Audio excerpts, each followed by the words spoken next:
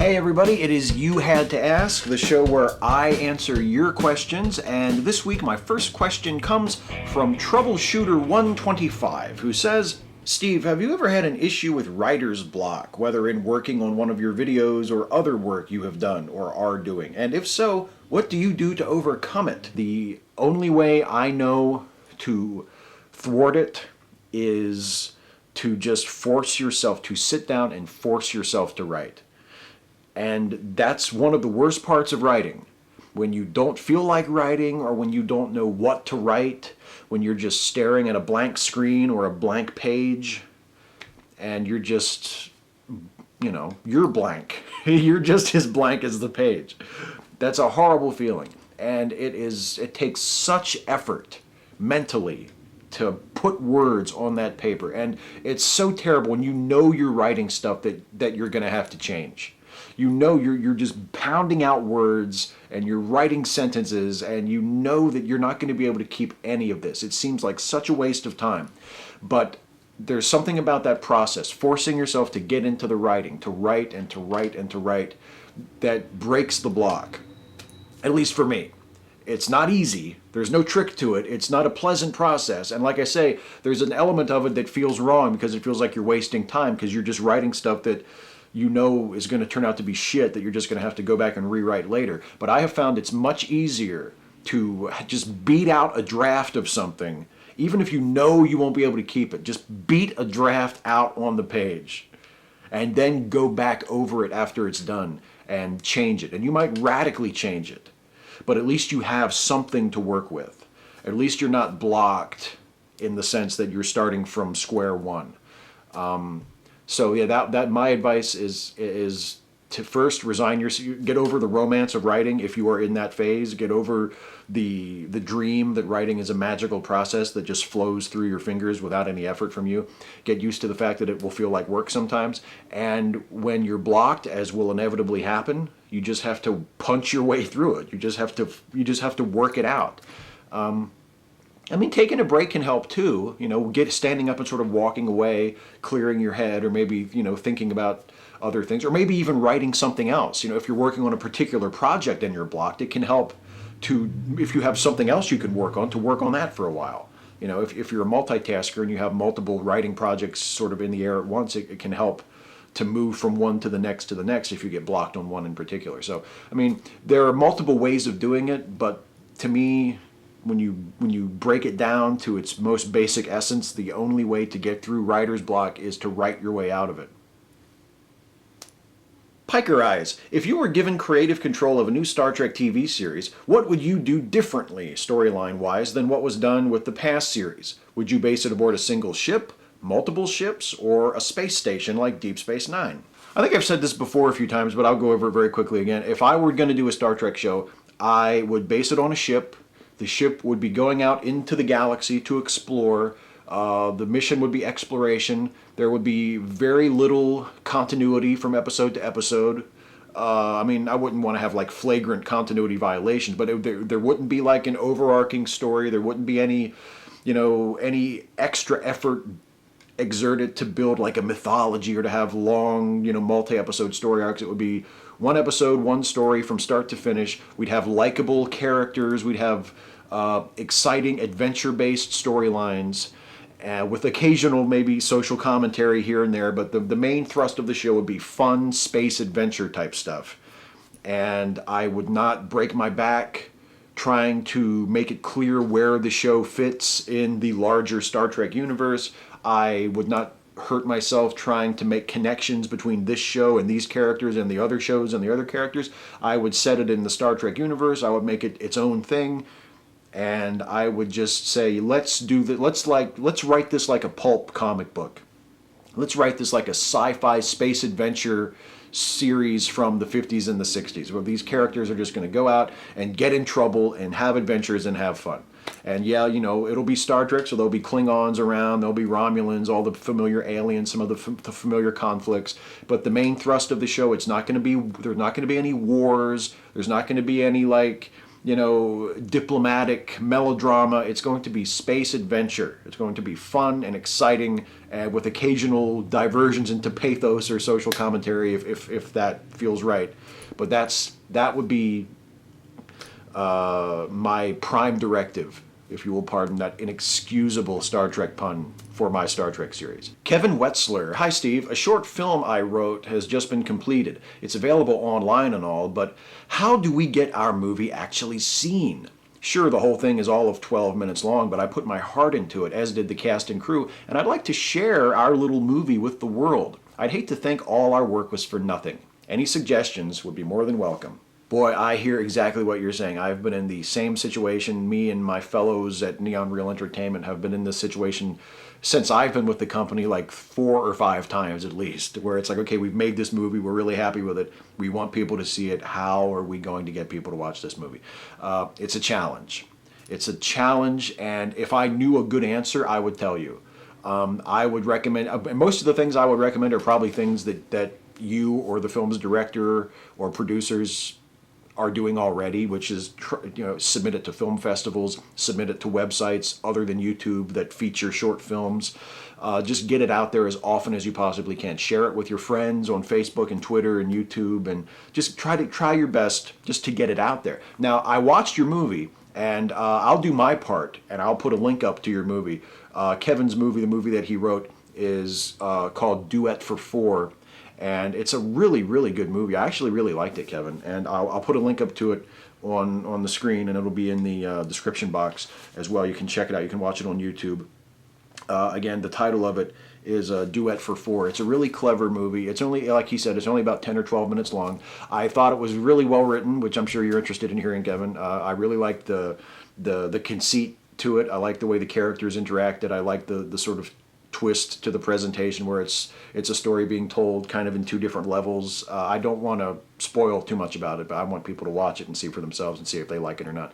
But the actors all do a really good job. I thought it looked terrific. I thought it sounded terrific, which it sounds better than any of the movies we've done at Neon Real Entertainment. Like the production value for what I imagine was a fairly low budget project is just tremendous. It's a great looking, great sounding, very enjoyable movie. And so you guys who are watching me, I'll do my tiny part to put this movie out there. You should check it out. This movie written by our pal Kevin here, Duet for Four. It's on YouTube. You can watch it for free right now, so go check it out. David Hernston. I'm an atheist, as is my wife, but most of her dad's side of the family is very religious. In particular, her aunt, uncle, and cousins are fundamentalist Christians of some stripe or other, and her cousin even got a degree in apologetics from Biola University.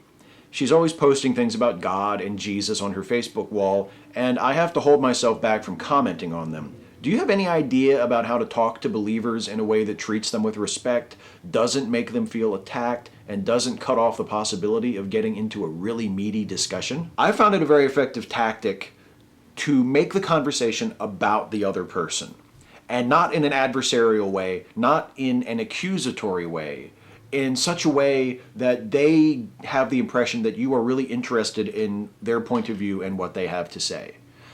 Which you should be if you want to have a friendly, a meaty but cordial conversation about these sorts of topics, which I completely relate to because that's the sort of thing I love too. And instead of just coming right out with your argument, instead of presenting your position right away, ask what they think, or ask why they think what they think. You know, if this person posts something on Facebook that you disagree with or you think is outrageous or wrong or whatever, reach out to them either through a comment or maybe a private message or a phone call or a text or whatever, and just ask, can you tell me more about why you think this? Can you tell me more about why you hold this opinion? Why this position feels right to you? Curiosity about other people is very appealing, is very attractive. People like to think that other people are interested in what they have to say and in what they think and what they feel and why. And if you approach this person in that way, with that attitude, with a friendly, curious, open, understanding attitude, then you will start a conversation where it will be easier for you then when when it comes that time, you'll be able to present your position and you'll be able to say, well, that's interesting that you would think that, because here's what I think and here's why I think it. And just in a gentle, friendly, conversational tone, you'll be able to exchange ideas. You'll be able to talk to each other with respect. And the other thing is, look for points of agreement. Listen to what she says. Listen to what the content of her argument is. Listen to her position. Listen to her personal experience if she shares that with you. And find anything, little things that you can connect to, that you can relate to, that you can form a point of agreement or a point of commonality that will bring the two of you together, even though you'll probably both end up disagreeing with each other at the end of the conversation just as much as you did at the start of it. Find points of agreement that can bring you together, that will reinforce that you're not enemies, that you're not on either side of a conflict, even though, in a sense you are. But I would recommend that as well. Approach the conversation as a friend. Approach it with curiosity. Approach it with interest in the other person's point of view. Draw them out. Ask them to explain themselves, to account for themselves, to help you understand. And then, when the time feels right, do the same for them. Explain to them why you feel the way you do, and find points of commonality, and make sure that the tone of the conversation is about openness and understanding and an exchange of ideas, and not one of you trying to beat the other over the head with your idea and trying to win an argument and get them to admit that you're right and they're wrong. Even though at times that can be quite fun and quite satisfying, if your goal, and I think it's a good goal, is to maintain a good, friendly relationship with this family member, that's the way I think you should go. And good luck. Here's one from Anatomically Skeptic. Hey Steve, I have a serious one for you. A few months ago, episode 41, I asked you for some advice on handling religious parents of my, at the time, girlfriend. We since got engaged in January after I received a lengthy sermon about hell and how inevitable it is that I will end up there. The sermon was prompted by me asking for her hand, I might add, but I can shrug that off. As if to add financial injury to the ineffectual spiritual insult, I am sitting here 10 months later with a crippling problem. Her parents decided a week or two ago that they would announce in an oh, by the way fashion that they had taken out another $100,000 plus in loans for her schooling and are dropping it on us. My frustration at this, coupled with the previous religious rhetoric, has brought me to the conclusion that I do not want to be anywhere near her parents. I am stuck now with a terrible decision. Remove myself and strand my fiancé, or commit financial suicide by sticking with her. I'm either a free asshole or a miserable and likely terrible husband. What would you do in this situation? Well, congratulations on your engagement. And I'm sorry to hear about these unexpected financial troubles. If you want to know what I would do, I would stick with the fiancé. If you really love her and she really loves you, if it were me, I would, even if it were financial suicide, even if it were going to make my life so much more difficult into the future to stay, I could not bear the thought of leaving someone that I truly loved and truly wanted to spend my life with over money. Now that is not terribly practical, maybe that's overly romantic, maybe that's reckless, I don't know. But that's what I would do. If I loved someone, and even if there were conflicts with her parents, and even if I would try. I would not leave because of the money situation. You might stick it out for a few months or a few years even, and it just isn't working out, and you might just have no choice but to jump ship, abandon ship. But I would not leave because of the money. That's just me. If you feel like doing something else, do it. I don't think you would be a terrible person. Facing that much debt and facing a situation like that is not your fault, that you didn't create yourself. Her parents decided to sort of put this on her and you without really consulting you. It was sort of a pleasant surprise. Oh, look, $100,000 in student debt. Yay! It's not, you didn't make the situation. It's not your fault. It sounds like a really shitty situation to have to face. I don't think it would make you the worst person in the world if you decided to cut your losses and leave. given the situation. I mean, you call yourself an asshole. I mean, I'm sure she would think you are an asshole. I'm sure you might think of yourself as an asshole. But that harsh of a judgment might not be warranted. But you ask what I would do, I would stay with her. Jeff Edberg, I know you are not a parent, Steve, but I would value your input on my current dilemma. My 16-year-old son is no fundamentalist and believes in evolution and firmly acknowledges that the Earth is billions of years old. However, he seems afraid to take that final step and deny the existence of a supreme being. He calls himself a Christian, yet when I talk to him about religion, his version of God is nothing like that in the Bible. To cut to the chase, should I subtly keep emphasizing atheism or just sit back and let his scientific mind figure things out for itself? I know patience is a strength, but I hate to see him wasting his life in fear.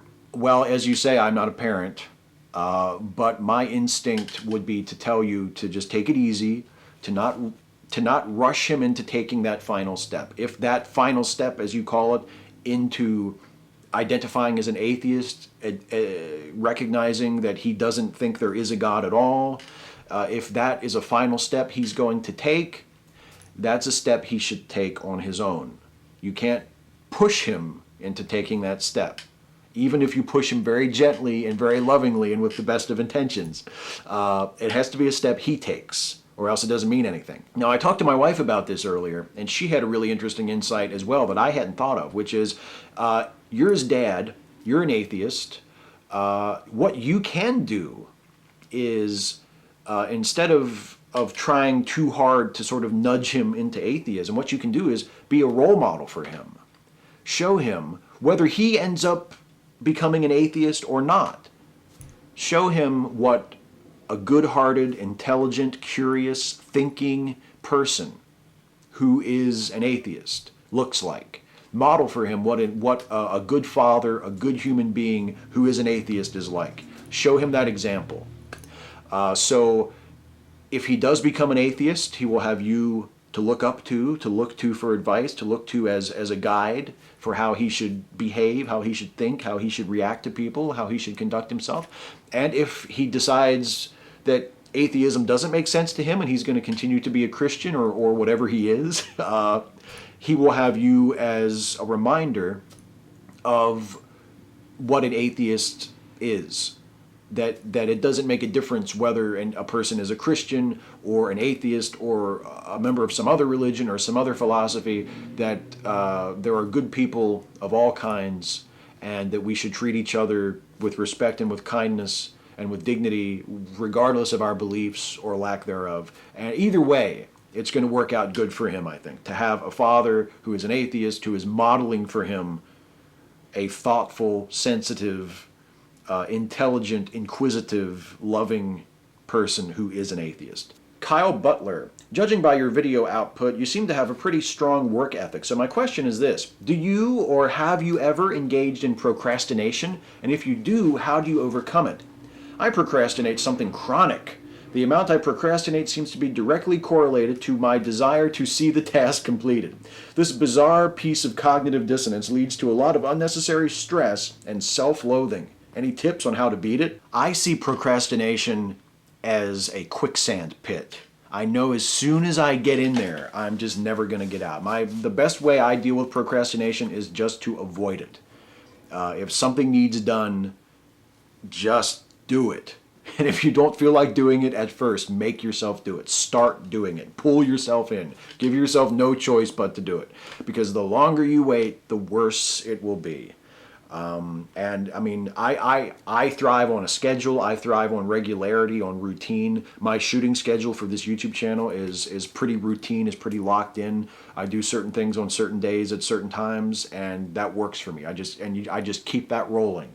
As long as I keep that, like, I'm at home, I work from home, I do this YouTube thing full time. I get up at 8 o'clock every morning, I shower, I dress, I get right to work like I'm going to an office. And whatever I need to do that day for the channel, I do it. And that just that routine keeps me into it. And because I feel like if I give myself too much of a break, if I procrastinate too much, I'm the kind of person, I'm a lazy person. I'm the kind of person that'll be just like, oh, this is nice. Yeah, I'm just going to do this. Fuck setting up that camera. Fuck writing the scripts for those videos. I'm just going to do this. This is awesome. So I can't let myself do that. I can't give myself the luxury of of procrastination, because I'll just disappear into it. And also, I mean, and you'll be able to see the difference. Like the product will suffer. The videos that I make will take a noticeable dip in quality. I feel certain. For instance, just as an example, I procrastinated when I was preparing this video right now, and I didn't have time to write a clever segue for the lightning round, which I feel I'm rather known for, clever segues to the lightning round. I don't have anything. I have no clever segue to the lightning round at all.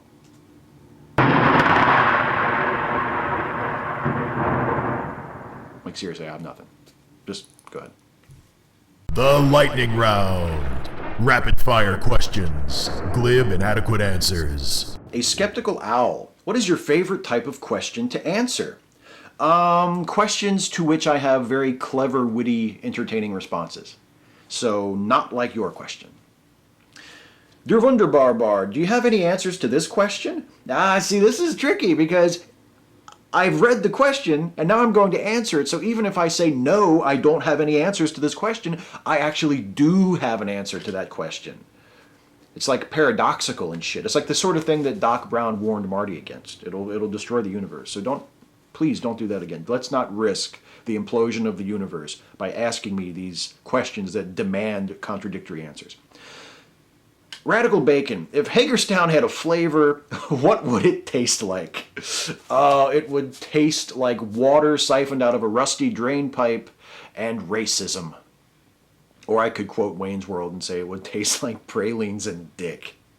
Either one. I don't know. Pralines don't taste that bad, and some people actually really kind of favor the taste of dick, so maybe that's not a good one after all.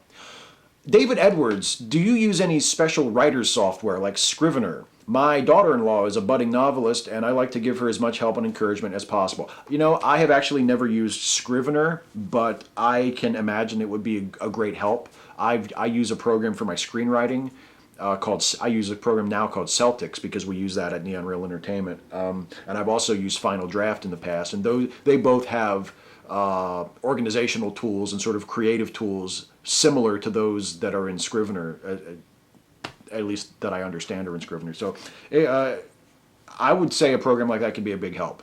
If she doesn't have it now, I would encourage her to get that, or get that for her, because I can't imagine it would hurt, because I know the screenwriting programs definitely make that job easier. McFly88, hey Steve, what's your favorite soundtrack from the two? Karate Kid, Bananarama and Joe Esposito, or Karate Kid 2 with Peter Cetera's Glory of Love? By the way, Steve, you're the best. All around. Oh, I see what you did there. I would have to go with Karate Kid Part 1. Even though Peter Cetera's Glory of Love is a cheese farm unto itself, you can't, I mean, Karate Kid Part 1 had, the Joe Esposito songs, and fucking Cruel Summer. Like, that's like the cheesiest, beautiful 80s cheese of all cheese. I can't vote against that. I gotta go with Karate Kid Part 1 for a favorite soundtrack. Highway, do you know a good cure for hiccups? I used to know this cure. There was a thing that... Ah! Did it work? Scare them out of you. I don't know if it worked or not. No, I don't know a good cure for hiccups. The chemistry question. Steve, you're always answering questions. What questions do you have for us? Why do you ask me for relationship advice?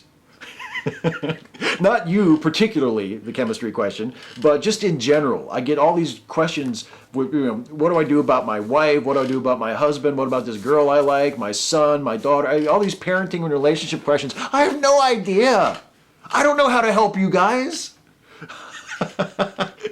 I wish I knew better things to tell you. But that will be my question. Why do you ask me for relationship advice? I hope, by the way, those of you who I have given relationship advice to, I hope that it has worked out. I hope that I have not been responsible for the death of any relationships or the ruination of any lives with my ill-informed, ill-advised advice that I have given in response to some of these questions. Nick Grant, do you plan on writing a book? I have a couple ideas for books, but no, I don't plan on writing one anytime soon. Austin Rung, or Runge, perhaps. Hey Steve, are there any films that are critically acclaimed that you just can't stand? And are there any films that you like that have received terrible reviews among critics? Yeah, actually, it's funny you asked this question because my wife and I were just watching Seinfeld last week, and one of the episodes we watched was the English Patient episode where Elaine is like the only one who hates the English Patient. And I was never a big fan of the English Patient either. The English Patient came out and just, it was a big hit at the Oscars, and it made a lot of money at the box office. It was just this beloved, this lush, romantic, period piece epic, you know, and I just thought it was kind of dull. I mean, there's things about it to admire. It's a well-mounted production, but I just thought it was long and boring and just didn't get into it very much at all. So I would say The English Patient. And as for movies that I like that haven't gotten good reviews among critics, I mean, I as most people who watch this channel regularly know, I mean, I love Ang Lee's Hulk movie. I love Superman Returns. There are lots of movies that I really enjoy that critics haven't really taken into their bosom, and especially that fans have not liked. Explosivocation. Do you miss Mail Call? And Moped Brad, you also asked a question that I didn't have time to answer properly about Mail Call and the Riffing on Mail Call series. I miss doing the show.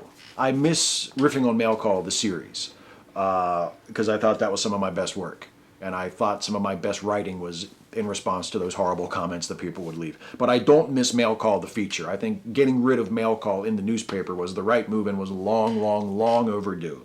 And I always said when people would ask, what would you do if they did get rid of Mail Call? I always said I would find other shit to make videos about. And that's what I've done, and I'm happy with that. That's a good trade.